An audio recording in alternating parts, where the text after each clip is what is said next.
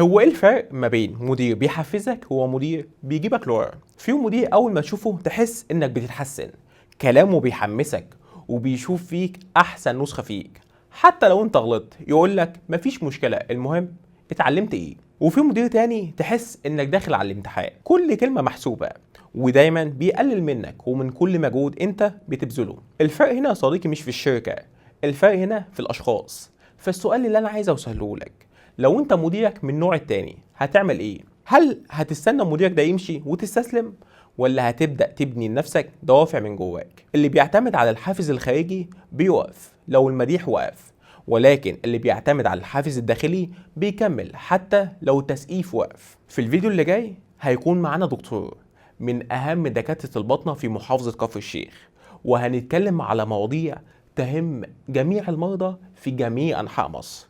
انتظرونا في أقوى بودكاست طبي مع سيد السيلز.